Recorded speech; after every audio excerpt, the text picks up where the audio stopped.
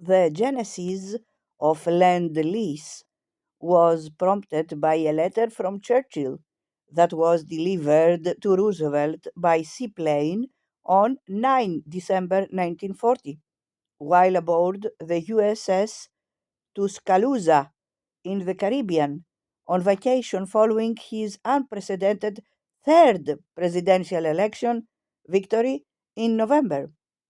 Churchill admitted that the moment had arrived when Britain could no longer pay cash for American supplies and shipping, and without that help, we may fall by the way. The crisis had already been made clear more bluntly by the British ambassador to Washington, Lord Lothian, when he arrived at New York's LaGuardia airport in late November. Well, boys, he told waiting pressmen, Britain's broke. It's your money we want.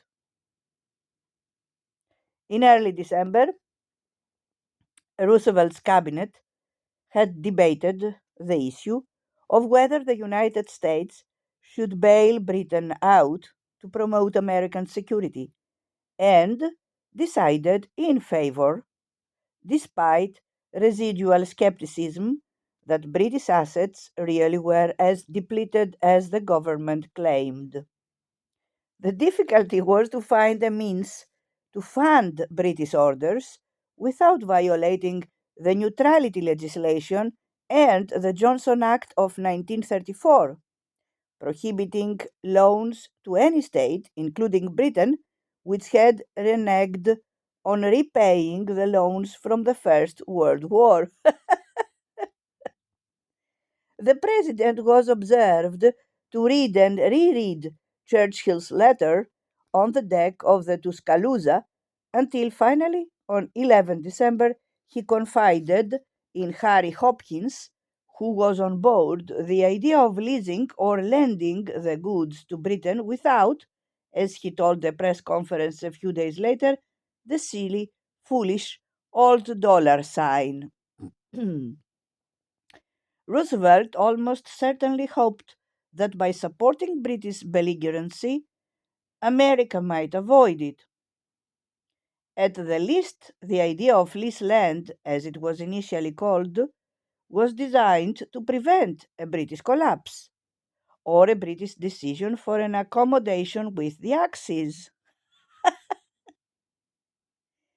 The fireside chat of 29 December, in which Roosevelt coined the term arsenal of democracy, was used to assure Americans that the United States would now be saved from the agony and suffering of war. Roosevelt ordered a bill to be drafted that reflected his decision, and it was submitted to Congress on 6 January 1941. Churchill was delighted with the outcome. Tantamount to a declaration of war, he told his secretary. This was not what most Americans wanted. The week the bill was finally approved by the House of Representatives in March 1941, opinion polling found 83% of respondents opposed to American entry to the war. The Land Lease Bill deeply divided American opinion. Opponents of intervention shared Churchill's view that it meant war in all but name. Even among those who had lobbied for several years to provide aid to the democracies, there was fear that Lend Lease was a step too far. The chairman of the Committee to Defend America by Aiding the Allies, William Allen White, resigned in protest at the bill, coining in the process the slogan, "The Yanks are not coming." One branch of the isolationist movement borrowed the slogan for the title of a pamphlet that sold 300,000 copies. Women demonstrated on the steps of Congress, dressed in black, carrying placards proclaiming Kill Bill 1776, not our sons. The bill also raised significant protests against the powers that the legislation would give to the president. Isolationists nicknamed it the Dictator Bill because Roosevelt would enjoy the right to decide which nations qualified for Lend Lease, what products they would be allowed to have, and on what scale, all without reference to the Congress.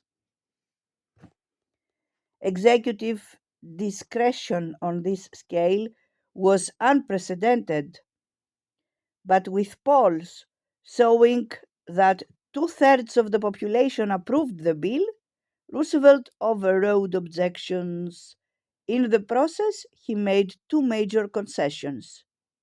He agreed that Lend-Lease would not commit the United States to convoying the material supplied under the program, and that the bill would only last for 2 years. He also accepted that he would provide quarterly reports to Congress on the progress of the aid, while Congress enjoyed the right to vote the necessary funds under a series of defense aid supplemental acts.